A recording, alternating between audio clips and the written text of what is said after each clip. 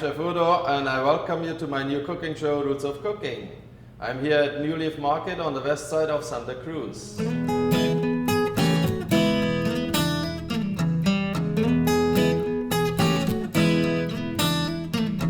As a chef and father and husband, I like to cook with organic ingredients, and New Leaf Market really has all the ingredients I need. Today I'm going to show you how to cook with fish, and for that I'm going to use fish which has been sustainably caught.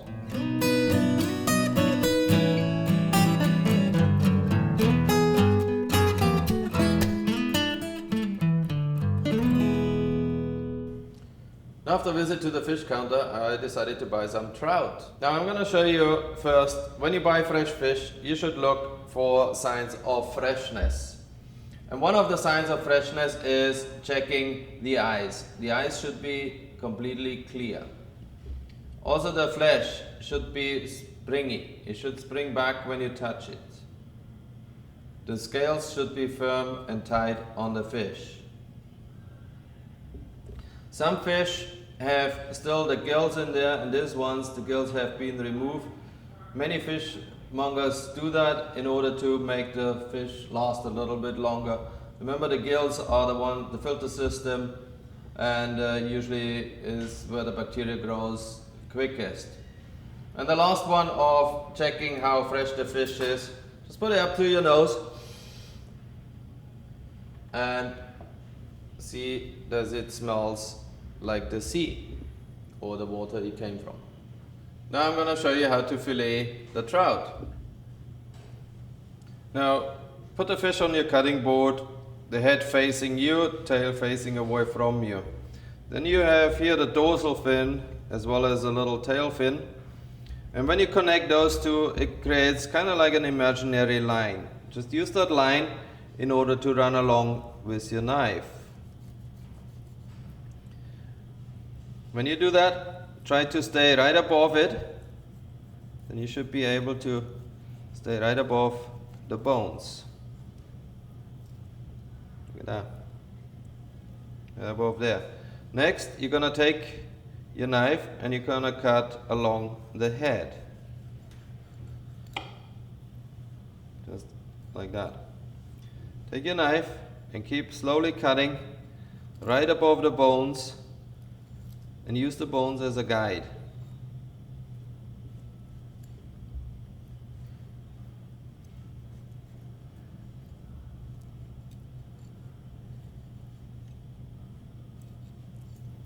Just like that. Now trout is a very soft fish, so don't put too much pressure on it, and just keep gliding with your knife along the bones. Just like that.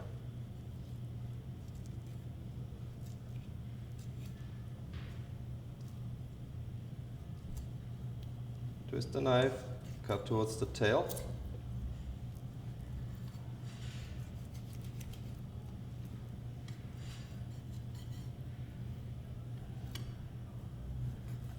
Voila. There's your first fillet. Turn over the fish. Now head facing away from you, tail facing you. So literally mirroring what you just did. Again, cut along the head.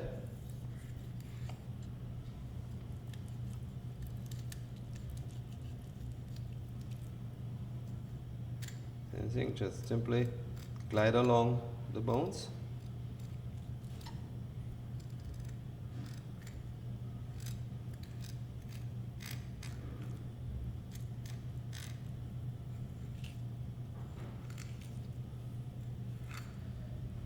Always maintaining your blade on the bones.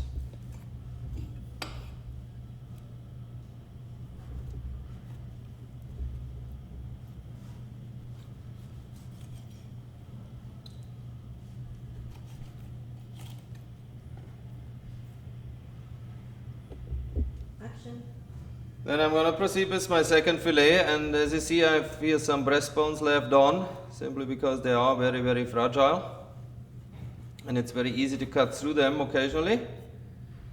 So again, just remove the belly part.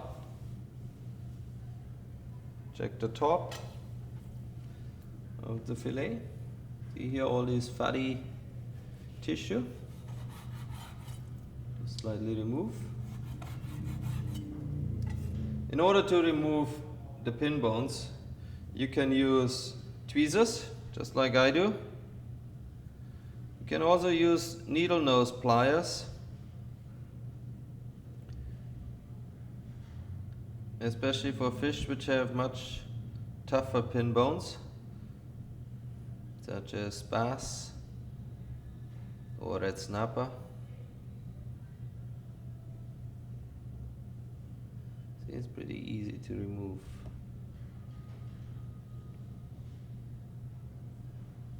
I like buying whole fish because I'm a big fan of cooking fish whole actually.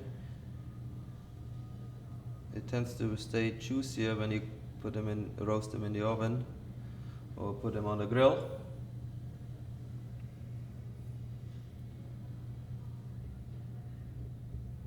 Okay, all my pin bones are now removed. So no dish is complete without sides. So therefore we're gonna start off with our sides first.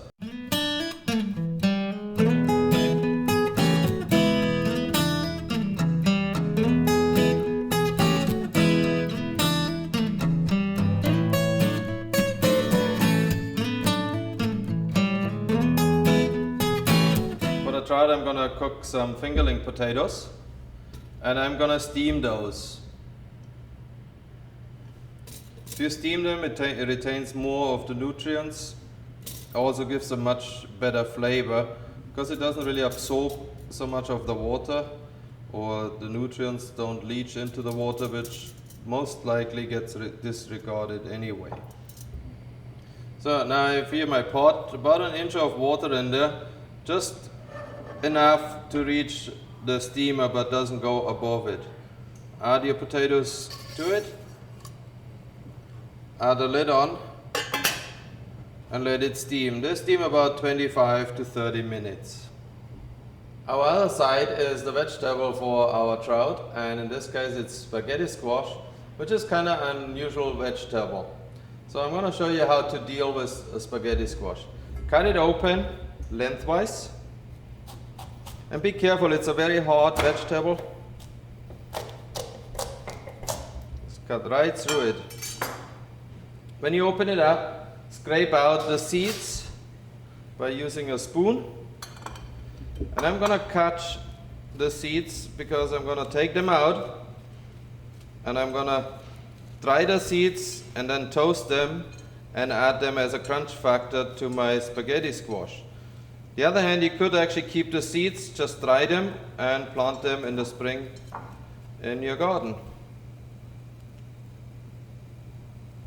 Season the squash with some pepper.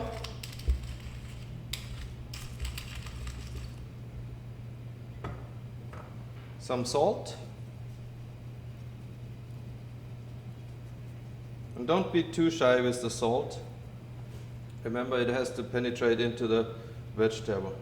And then just a couple of drops of oil. In this case, I'm using safflower oil. And I'm gonna put them in the oven at approximately 400 degrees. It's about 40 minutes. And it looks good. Now I've here the squash and it feels soft.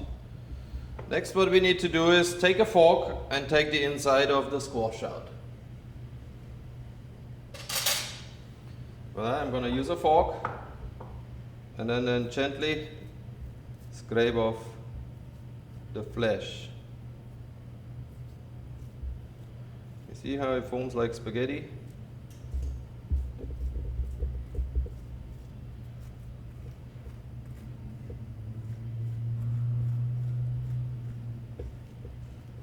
Try to keep the strands as long as you can.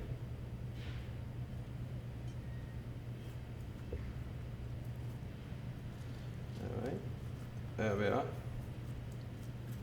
It's a little bit warm on the hands, but it's better than having it slipping all over the place.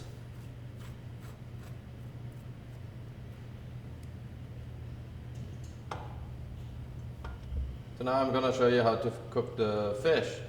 And for that we need a lemon, which is going to be supremed and juiced.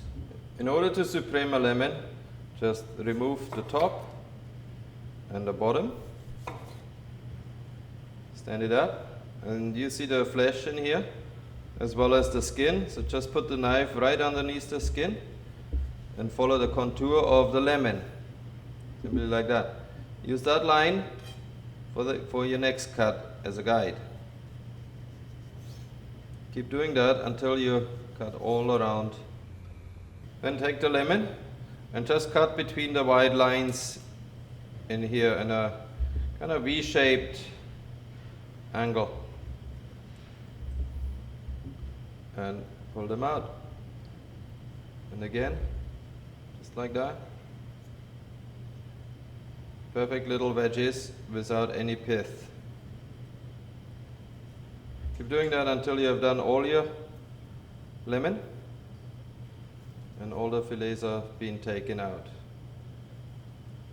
or supremes as they are called. Once you're done, just take the lemon and squeeze out the remaining juices.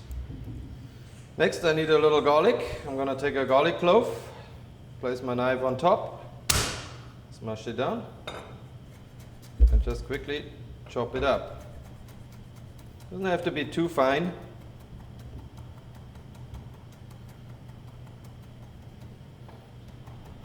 When you do that, just hold your hand on the tip of the knife, lift it up, and push it down.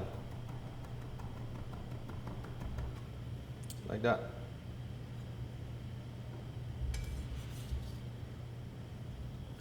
Next, we need some sliced chives. Simply slice them into small circles, small rings.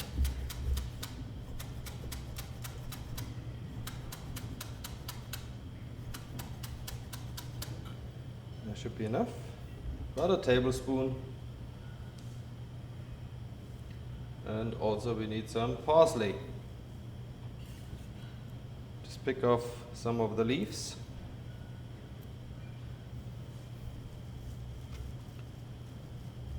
Put it together, and again, just slice them into small pieces. And then chop through a few times. The parsley doesn't really have to be very, very fine. It's actually quite nice to have it a little coarse. Okay. That's my parsley. Next, I'm going to prepare my trout. Place it on a cutting board and cut it into smaller, more manageable pieces. If you leave it too long, it tends to break when you flip. I'm going to have tail end, breast end.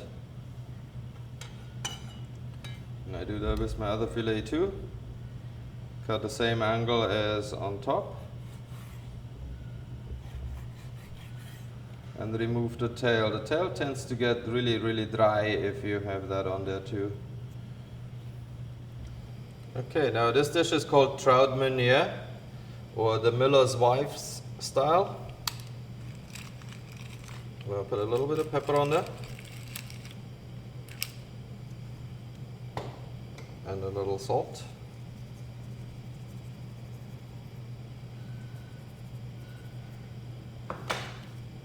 Then I'm going to add some oil into my frying pan. Just enough to coat the bottom of the pan.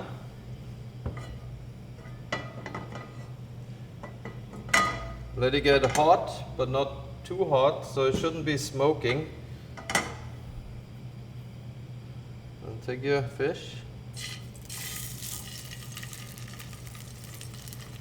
and put it into the pan. Once you have it in the pan, don't move it. Let it sit and let it fry in order to get the skin nice and crispy. If you would start moving it, would start trying to flip it over, you most likely will tear off the skin as it sticks to the frying pan a little. So now you see the fish is starting to get white on the bottom, but still very raw on top. I want the fish really to cook about 90%, and then just flip it over at the end for a second or two in order to finish cooking. But the longer you can cook it on the skin side, the crispier the skin becomes.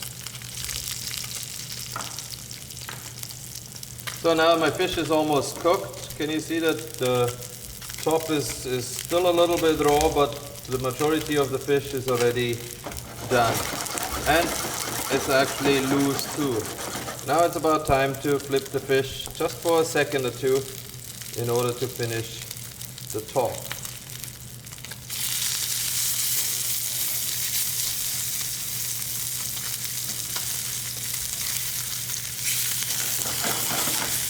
Now, nice crispy skin.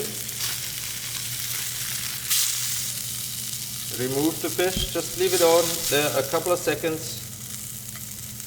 You don't want the fish to overcook, otherwise it becomes really, really dry.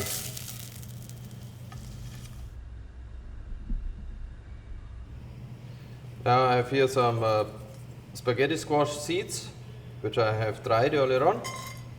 I'm gonna add them into a dry frying pan and just give it a quick toast. Now my spaghetti squash seeds are starting to toast. As you can hear, they kind of explode. It's about time to add some butter to it.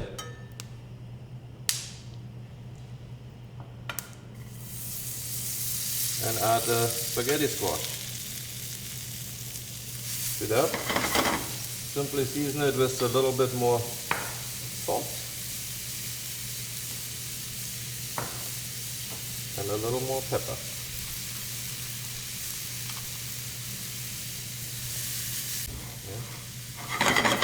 So just check now if it's hot. Should take a few minutes to get it nice and hot. Now I'm going to finish off my sauce for the trout.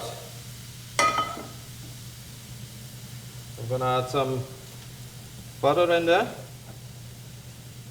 And don't worry about the fat, it's all organic. So my butter is almost melted. Now I want to let it get to a brown stage. That means that the milk solids are starting to caramelize. And it should get a really nice nutty flavor. It might take a moment, and it's kind of like caramel. If you don't keep an eye on it, it will most likely burn. There we are. Can you see the foam here? It's already starting to brown. These are the milk solids. Now we are ready. Now in order to cool it down a little, I'm going to add some lemon and a little of the lemon juice. Add a little of the garlic, half a teaspoon or so. Quickly cook it through and throw in my chopped herbs. And that's it.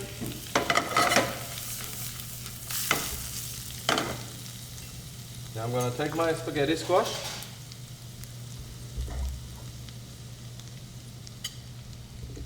Plate. Add on a little spaghetti squash. Add to it 2 pieces of the fish.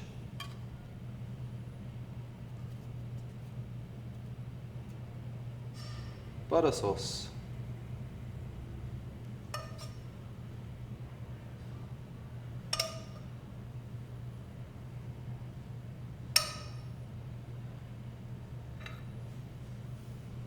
And then finish it off with some steamed potatoes. They kind of balance the fat of the butter sauce. And very nutritious and tasty too. Voila. Now the hardest part is to taste it. I have to say, it's absolutely awesome.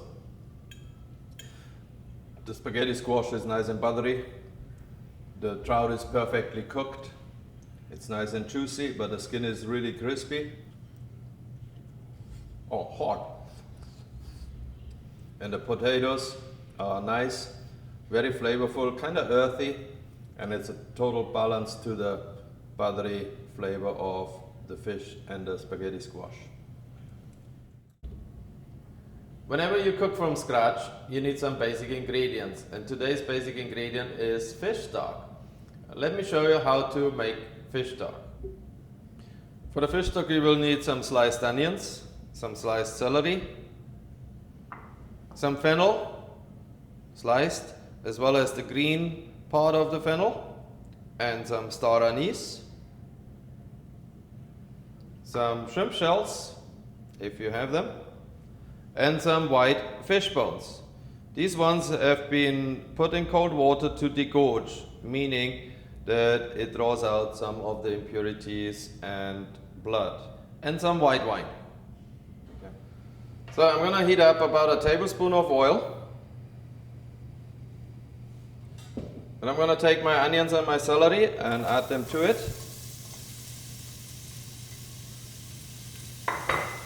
And I'm going to start sweating the celery and the onions. Just avoid to get any color because you don't really want it too dark. It's going to start to get translucent. Now it's time to add some of the shrimp shells.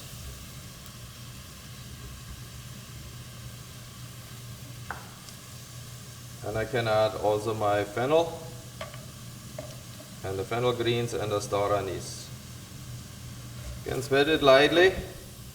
See as it draws out the moisture of the vegetable. It concentrates the vegetable flavor. Okay, it's been a few minutes now, about 3 minutes. Look at the vegetable is already nice and soft. It's kind of translucent. That means it has lost some of its moisture. And the shrimp shells are coming along nicely too, changing color. Now it's about time to add my white wine. Okay, I'm gonna add my wine. I'm adding approximately half a cup of white wine. And for that I'm not using the most expensive wine. I generally use something a little bit cheaper. Now I'm gonna cook the wine down to concentrate the wine flavor and cook off the alcohol. In the meantime, while that is happening, I'm going to start chopping down my fish. Okay, I'm going to just take my chef's knife and cut through the bones. They're relatively soft, and just cut them into manageable sizes.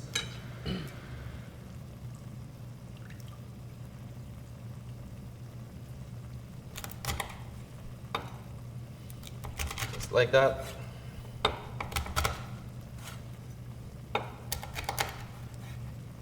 Now making your own stock gives you a little bit more control over what goes into the stock.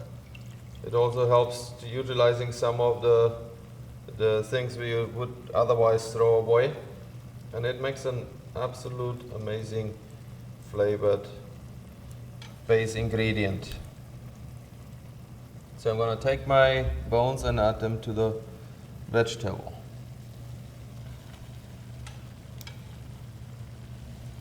So I'm going to sweat it a little bit, maybe for 2 or 3 minutes, and then I add cold water to it. So my bones have sweat a little bit. Now I'm going to add some cold water to it. And make sure it's cold water, because cold water kind of opens the pores, penetrates into the meat and draws out much more flavor of the fish. If you put in hot water, it tends to seize up immediately and turns the fish stock cloudy. So now I'm going to cook the fish stock for about 30 minutes. Just keep it at a simmer. You don't want it a rolling boil, otherwise it would turn completely cloudy and all the fish bones would break apart, releasing some of the undesirable flavors. Okay, now you see all the foam forming, and that's what we call the scum, and we're gonna skim that.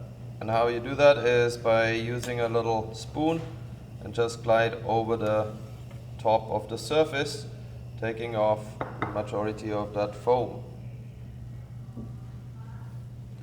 Scum is actually made up of proteins, fat which floats to the top, and while it does that, it actually takes some of the impurities with it.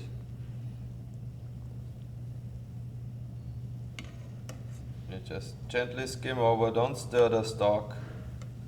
You don't want to work it back in.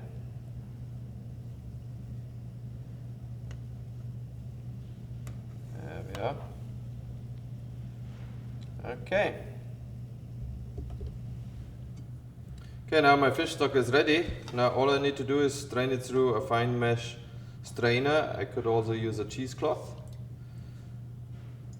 And for that I'm using a ladle and gently take out the juice without stirring it too much. So now this is the stock after straining. I've cooked it now for about 30 minutes. And all I need to do is now chill it very quickly, either by putting it in ice or at least in cold water, and then refrigerate.